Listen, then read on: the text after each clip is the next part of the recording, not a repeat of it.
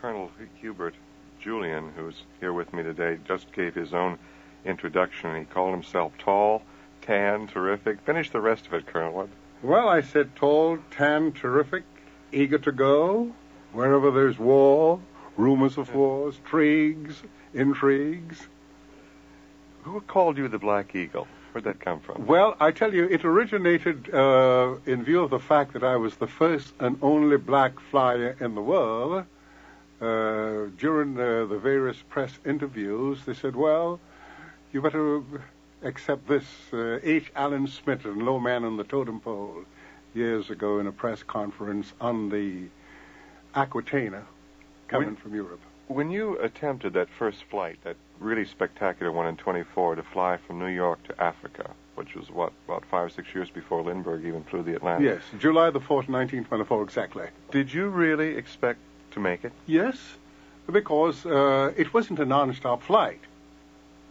And as it's explained in the book, The Black Eagle, it gives all the details.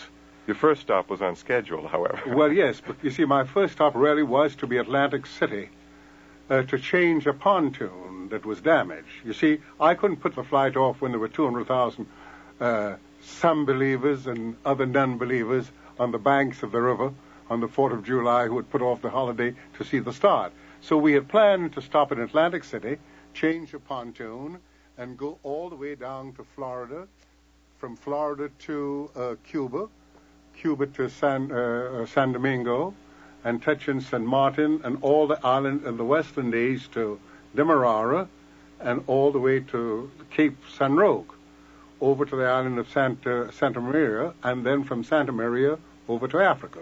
You see, it was in stages. Well, the first flight certainly made you very famous, didn't it?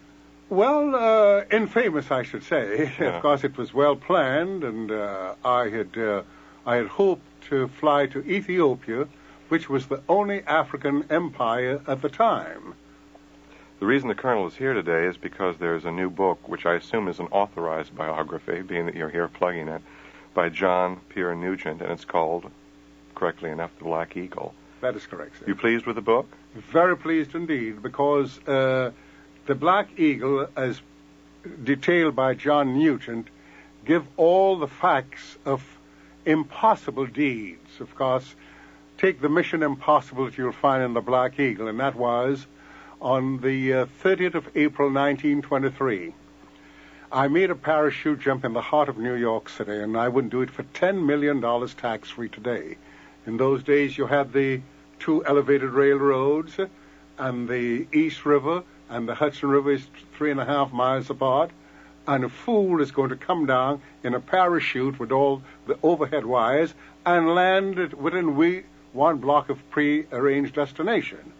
But the part that was Mission Impossible is when I was arrested, and the judge prohibited me from flying over New York City for 6 months.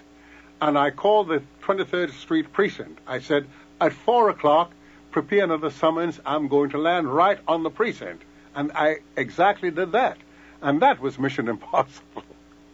I wanted to ask you, Colonel, about a story that you told me, and I don't remember the details of it, when I went to visit you about 6 years ago in your home over in the Bronx. And it had to do with Mussolini, and you had a gun up your sleeve, and when you were to reach forward to shake his hand, the gun was to go off. Now, can you tell me the story? Well, what actually happened was that I pretended that I was in favor of the Ethiopian invasion in order to gain admission to Italy. But the object of that was to assassinate Mussolini. Now, I couldn't just whip out a gun. So what I did, I had the gun strapped to the side of my arm with my coat over it. And around my body there was a cord attached to the trigger. So when I raise my hand to salute him, of course, it'll pull the trigger and the automatic will go off. But I knew that I'll be dead. Now, what happened? Well, what happened was that in the anteroom, Count Shiano said, my gosh, I'm disappointed. Such a tall, handsome, Herculean man like you. I'm glad I'm not a woman. And you mean to tell me that you went to Ethiopia to sacrifice your life for a monkey, a Selassie?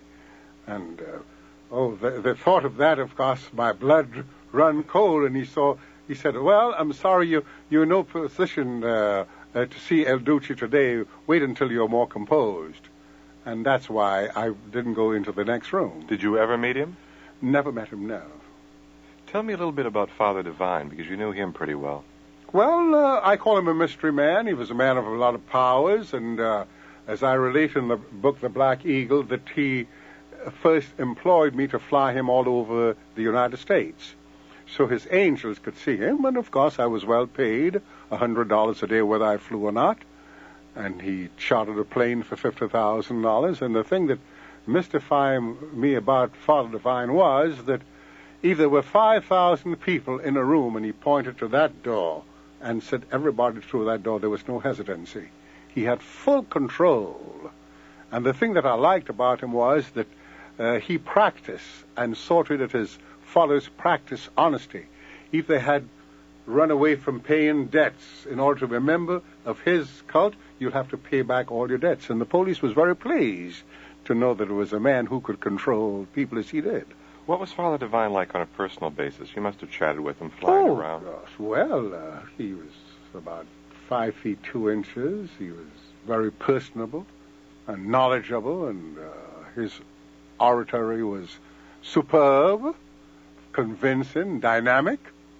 You're from Trinidad. Yes, from Port of Spain, Trinidad. Your folks were fairly well off, weren't they? Well, relatively speaking. Well, compared to the poor elements, they were well enough off to send me to school in England. Were you conscious in Trinidad of racial prejudice?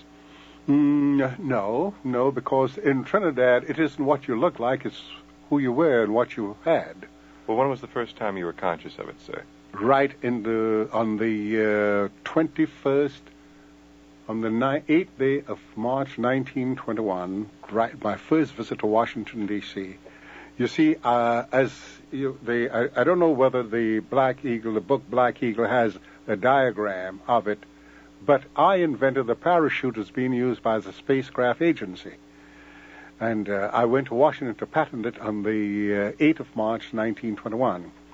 And when I arrived at the patent office, one of the clerks said, "Why, nigger, you're in the wrong place. This is not for songwriters. This is for inventors." And then it struck me. He really called you nigger? Oh, yes. And I said to him, "I beg your pardon, sir. I'm Lieutenant Julian from Canada. I'm an inventor, not a songwriter. And if you were in England or Canada, I'll have you tanned." And just then Mr. Robert Fulton, the Commissioner of Patent, came and he said, "What's wrong?" And I explained to him. He said, "Oh, yes, we had advance notice from the Canadian government that you were coming down." And I showed him. He said, "Oh, dear, this is so out of the ordinary." He called his examiners, and it's the first time in the history of the Patent Office that a patent went through the Patent Office in 2 months and 16 days. You've done such extraordinary things that, the fact that you're black is sort of irrelevant, because you'd be very famous if you were white, having done the things you've done. Well, as a matter of fact, I never base my achievements on color. I base it on being a human being. Because, you see, my mother was English, and I never had the slightest thought of the differentiation of color until I came to the United States, until I realized why Papa didn't want me to come to America. I wish you'd tell about your challenge to Marshal Goering. Yes, it was at the Waldorf on 34th Street and 5th Avenue at the time. G.M. Belanca, the great airplane builder who built the Columbia that crossed the Atlantic with Levine, and we were dining, and he said, "Hubert, did you see Mein Kampf?" I said, "Mein Kampf?" I said, "No, I wouldn't read that." He says, "Well, Hitler said that your people are baboons and apes and should be put in a cave." I said, "He did he?" So I read the book, and then I sent a challenge to Marshal Goring. I said, "I know that Hitler is not a flyer. I remember you in World War I. Therefore, if you're man enough to represent the Germans, I'll be man enough to represent the black race." That was about 1940, right before we got into the war. That's right. And I sent the challenge. It appeared on the front page of all the papers all over the world. And I went to England, and the British said, "Well, it's all right. We need flyers, and we'd like to have you in the Royal Air Force." I said, "Oh, no, I came here for that purpose." Were you ever in a situation that you didn't think you could get out of, that you thought really this was going to be it? Oh, yes. Oh, yes. For example, I think it's on the 5th chapter in the Black Eagle, and that was when I was arrested by the UN for helping Shambe. And I knew that the Congolese wanted... You see, Shambe used to boast, I don't give a damn about the UN. I have the Black Eagle, the most famous fighter in the world, with me. And they tricked me. I simply stopped in Belgium and bought 2 gold pistols. It was delivered through customs. And they used that as a subterfuge. And it was rumored that I was going to be shot by the Congolese. I said, well, this is it. So what? How did the Finns react to you when you went over there to help them at night? Oh, well, of course, Baron Mannerheim sent for me. He knew I've met him in Europe. And this was when the Russians attacked Finland. And he cabled back. He said, it'll be a pleasure. And that is in the chapter, page 18 on the Black Eagle, where it's the first time they ever saw a black flyer. That's what I was going to ask. Oh, yes, my gosh. And they used to come and touch me. And I think it was very nice in Finland. There were 25 women to every 1 man in Finland. And Baron Mannerheim's daughter said, hands off, the Black Eagle is mine. Have you met Lindbergh, Colonel Lindbergh? I knew him, yes, in 1927 out at Roosevelt Field. Of course, people ignored him. I saw him at the field. There were 3 planes. There was the Columbia, the America, and this little kite, we called it. Did you think he'd make it? Oh, yes, I had confidence. He had confidence in himself, and I had confidence in him. Yeah. Is there anything you've always wanted to do and have never gotten a chance to? Nothing. Nothing? Nothing at all. What about in the future? Is there a challenge for you? Yes, there's a challenge for me. The challenge to be one of the richest men in the world, which I was, which I'm not now anymore. Of all the people you've met, now you've met an awful lot of them, famous people and interesting people, who would you say impressed you the most? Well, believe it or not, the man who impressed me more than anyone else I ever met was Ali Khan. The late Ali Khan, who was killed in the auto crash. Yes. What about him impressed you? Well, what impressed me about him was here was a man that was a multimillionaire, and yet he wasn't selfish. He was daring. He was a flyer. He was a playboy. He was a lover. He was a man after my heart. You know what to say? I do. Yeah. And yet he took time out to see to the needs of his people, he and his father. I met them both. As a matter of fact, it was on the Queen Elizabeth. And I was invited to come to Deauville, and I lived at the Hotel de Golf. And when the Aga Khan would come down the elevator and put his arms on your shoulder for you to escort him through, and when he would entrust his wife for you to take her dancing and gambling, he was a real man. Yeah. You didn't get on very well with the Bron Condor. Well, no, I didn't get it because I sent for him. And he was a bit jealous of the things that I was doing, and he got out of line, and it was just one of those things. Of course, there was always a hatred and still between foreign-born Negroes and the American Negro. He was from Chicago. John Robinson, yes, right? Yes. Mm-hmm. And he's dead. He died, unfortunately, poor fellow. Yeah. What about Haile Selassie? Now, what sort of a man is he? Oh, well, now you're talking about a man. Now you're talking about the Solomon of the modern age, a man whose wisdom supersedes all the present leaders, the self-called leaders, a man who predicted World War II, what would happen. I remember him saying that if you permit my country to be raped, someday it will happen to you, and it did happen. Although he was laughed at, he was scoffed at. Of course, he didn't follow my advice, and I told him, I said, Your Majesty, I wouldn't fight the Italians. I'll pay the small indemnity. He said, well, what about the League of Nations? I said, what about it? I said, look at the map of Africa. Every country in Africa is owned by a European power but Ethiopia. And do you think that they will send troops to fight one of their bandits that occupy Africa so that you could maintain your sovereignty? Well, now, just recently, the Vice President, Spiro Agnew, had great praise for the black African leaders and compared them unfavorably with the black leaders here. Well, as a matter of fact, he had great praise for the black African leaders. He should have great praise for a African leader. There's only one. And that's Selassie. He's the only legitimate African leader. Well, Mobutu, for example, I told the State Department wasn't to recognize his coup. He was not elected to the Congo. He seized it from the president and had him imprisoned. And the day that we recognized him, there were 5 revolts. Every African country fell to military coup. But now, if you were just an ordinary black man, where would you want to live and bring up your family? Which country? England or Italy. Italy? Yes. That's the country I love most, and you'll see in my book, The Black Eagle, why I mention Italy. Italy is a land of culture. The Italians are not fighters. They are artists. They're painters. They're bon vivant. They're not. That's why they never won any wars. They were never meant to be soldiers. Do you feel that they have less prejudice, the Italians? Yes, very much so indeed.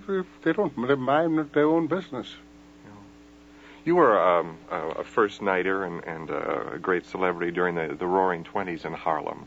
What was that scene like? Oh well, of course the shows that was put on by the late Irvin C. Miller and his brother Put and Take. There were fantastic colored shows and dances, and I was a playboy in those days. I came to America very wealthy with $75,000 in a McFarlane, which was twice the length of the ordinary cars, and a chauffeur, and I played it up. But you see, the secret of my success was that in spite of being a playboy, I never touched anything stronger than orange juice, as you'll see in the book in the Black Eagle. I remember you told me you didn't drink, you don't smoke. No, and if you come to my house, you'll see bottles of water line up in the hallway.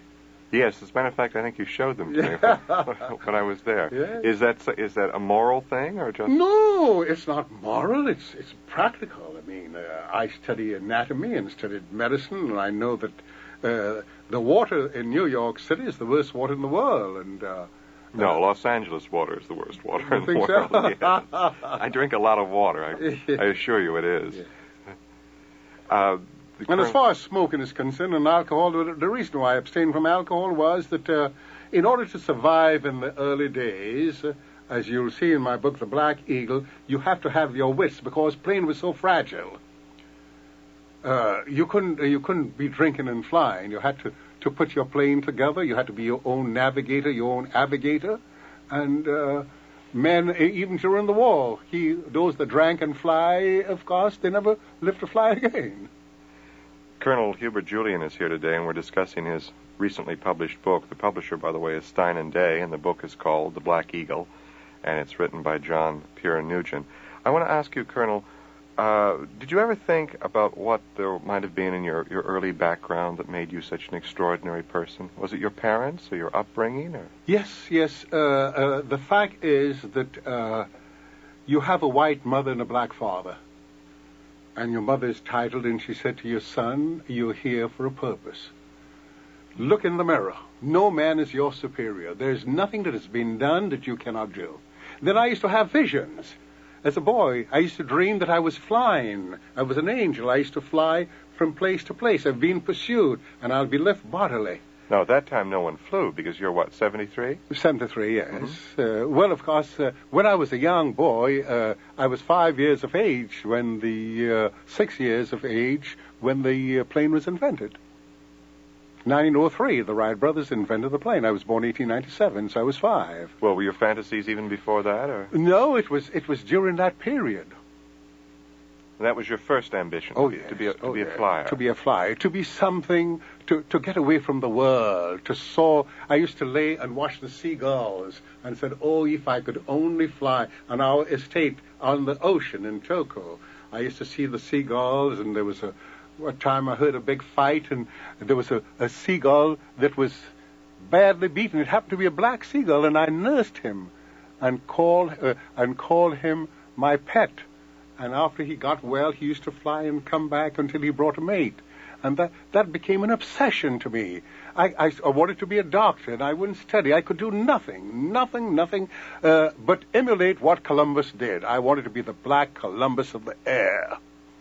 Well, you sure and my greatest ambition was when I went to the President of the United States, who I knew personally, the late President Roosevelt, And he said, what can I do for you? I said, I just want you to see to it that black men are given an equal opportunity in the Air Corps and in the Army and Navy.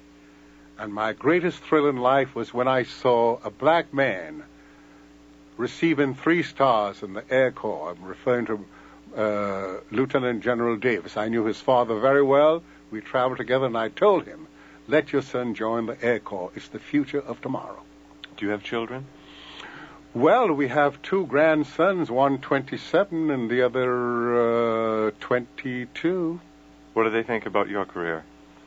Well, they think I'm crazy. They said, oh, we'll never do what you did, Dad. Oh, no. A lot of people thought you were, though, didn't they? Well, any time you do anything out of the ordinary, you have to be insane. Yeah. You have to be insane to go to Italy to assassinate the leader of the Italian government. You have to be insane. Columbus had to be insane to take those fragile ships to cross the Atlantic. Lindbergh had to be insane. All men who do things that are not stereotyped, people who look at them and said, well, he has to be crazy to do those things, and fools usually laugh at their own folly. What do you think about the black movement now in the United States? Which black movement? Well, all right, that's a good question. Any of them. Which do you identify with? None. What's your alternative? What? My alternative is, we have, you talk about, they mentioned something about black power. There is no such thing as power. You see, we have 200-odd million people in the United States, and the Negroes are about 20 million.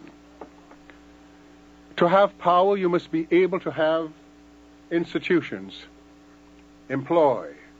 You have to go into your laboratories and discover a cure for cancer.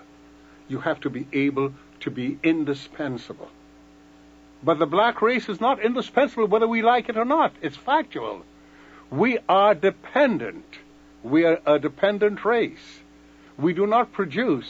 We consume. I cannot hate you. Why should I hate you? Hate Whitey as some of the fools. If I hate you, who's going to supply me with the medicines?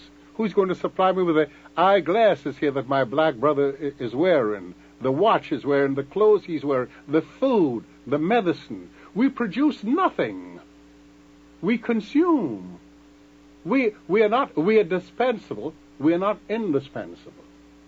And when we get to the stage that we learn to realize that we have to live with each other and have the education, the greatest power that the Negro needs is education.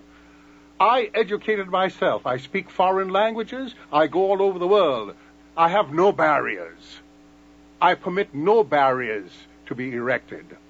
There's no barrier that is not surmountable. I surmount them all. I travel all over the world on the Queen Mary, the Queen Elizabeth, all ships, first class, and I meet everybody. I met the greatest financiers, the Fords, the DuPonts. I know them all. And I am treated as an equal because I treat myself accordingly. That's why I always want to be sober. Nobody could say Hubert Union was a drunkard, that he assaulted this young woman. No. Whatever I do it with the sanity and the knowledge of what has been done.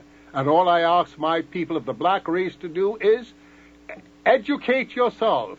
Look in the mirror and say that I am the equal. Solomon was a black man. He was one of the greatest men in the world. But he had the intellect that people came from all. The Queen of Sheba traveled for thousands of miles and said, oh, Solomon, be a man tonight. And he was a man to her. But she came not for that purpose. She came to be imbued with his wisdom. I have people calling me from all over the world, asking me to come to Europe to appear on television, not to sing and dance, but to lecture, to give my experiences of my world travel and my thoughts of world affairs.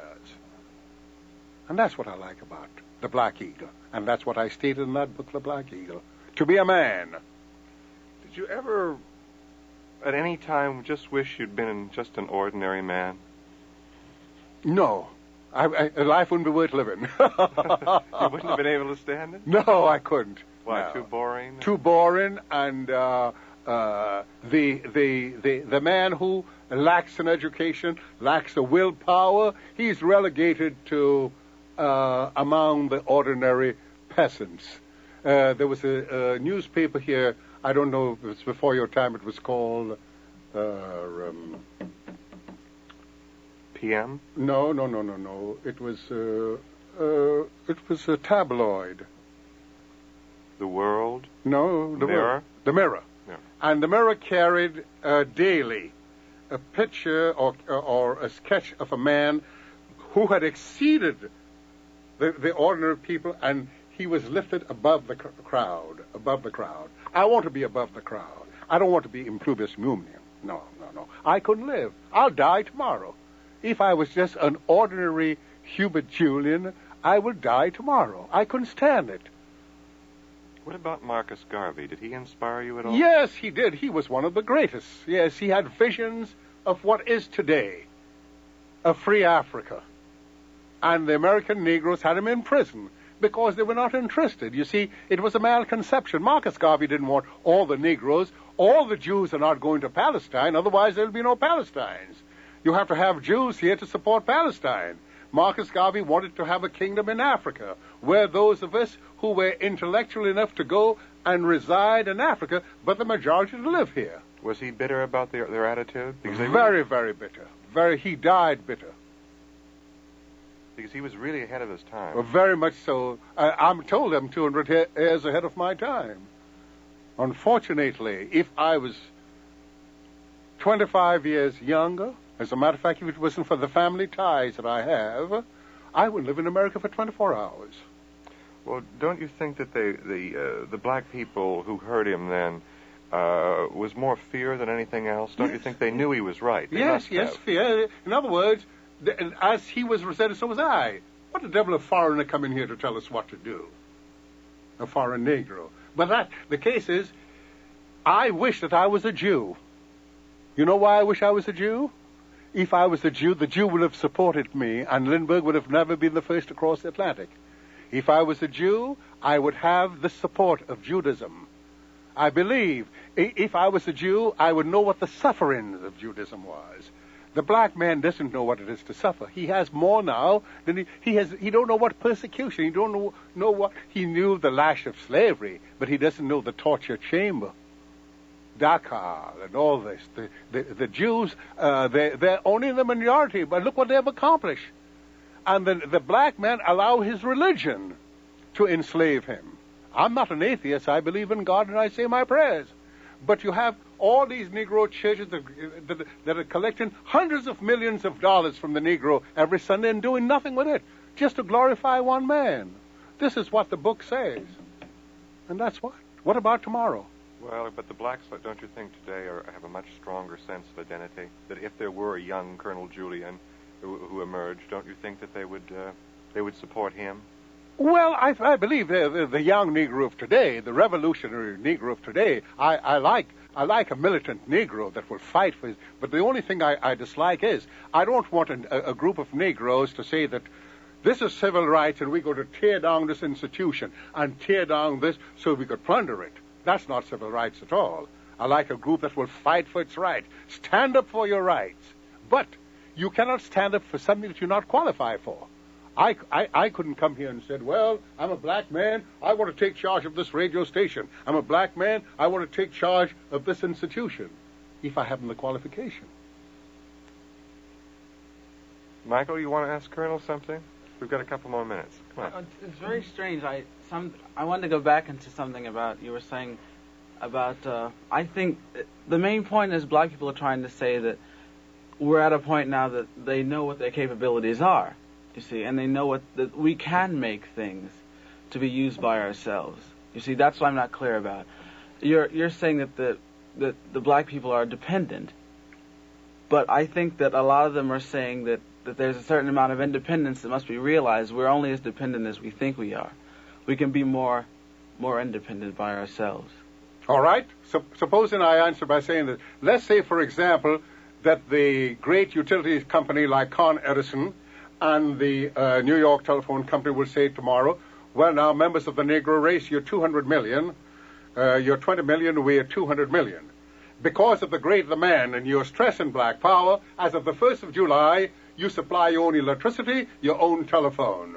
Do you know any group of Negroes who could supply their own electricity and telephone for the millions of Negroes? That's the point I'm stressing. I'm not saying that we can't make shoes or we can't make a suit of clothes. But what about chemistry? You don't think we're shortchanged with all we're putting into the economy and all the power that's behind us? You don't think we're getting our value? No, we are not. You're not getting it because you're only a consumer. You see, the reason why you're not getting what you're entitled for is because you're a consumer, not a producer. In other words, I'll just give you a very little example. I am a baker, and you're my manager, and we bake 2 million loaves of bread, right? Now, your duty is to take a dozen loaves of bread for your family and my family, right? That's the first thing. The rest you sell to the consumer. The time comes now that we can only make 12 loaves of bread. What are we going to do with the 12 loaves? It's only an analogy. What I'm trying to say is this, that what the black man should do is buy more stock in corporations, enter in them to be a part of it. You understand? Now, when the telephone company was selling shares, we didn't buy shares at 10 cents a share. Today, it's worth hundreds of dollars. Therefore, if you're a shareholder, you have a voice. But if you're only buying what I make, then you'll take what I give you. But you can see that you do have an unfair advantage, and that you've got, you're so far ahead of a lot of other blacks. Can you see why? Are you referring to Hubert Julian in person? Yes, I created that myself. But you didn't create all of it yourself. Pardon me, sir. You know how I created it myself? By risking my life to make a name. Now, when I made my parachute jump, as you read in Black Eagle, if I die, I'll have known nothing about it. I lived, and the world knew about it. I started across the Atlantic. I fell in the ocean. I could have been dead. I went to Finland to fight wars. I served in 4 wars. I did it for a purpose. I wanted to show the capabilities of the black man, if only given an opportunity. When I tried to cross the Atlantic, I wanted to show that as you have black birds, you'll have white birds. I wanted to show, to be an inspiration to the black youths, to show them, as I have flown, you could fly. And today we have men in the Air Corps who are superb, black men. We have admirals in the Navy. I do have another question to ask you. You mentioned black revolutionaries. What is your opinion of the Angela Davis case? What is my no opinion? All right. I think the point that Michael was trying to make, and we're already over time, is that there are a great many people, black and white, who didn't have your basic advantages. Number one, your mother told you were as good as anybody else. There are a lot of them. Instill that into me. Exactly, and there are a great many people, both white and black, who were brought up to believe that they weren't. As a matter of fact, they were told that their spirit was broken. Yes, unfortunately. Yes, it is unfortunate. I wish we had more time, Colonel, because we could talk with you for hours. Colonel Hubert Julian has been with us today. Michael Knowles has helped me with the interview, and we've been talking about the new book. It was just published by Stein & Day. It's called The Black Eagle, and it's available now, and the author is John Pierre Nugent. Colonel Julian, it was a pleasure again talking with you. Pleasure was all mine. Good. It's nice seeing you again after having visited me at my home before. And it's nothing new. I haven't changed, and I have no desire to change. Good. We like you the way you are. Thank you very much for the interview, and thank you for listening, and I hope you all have a very nice evening. Thank you very much.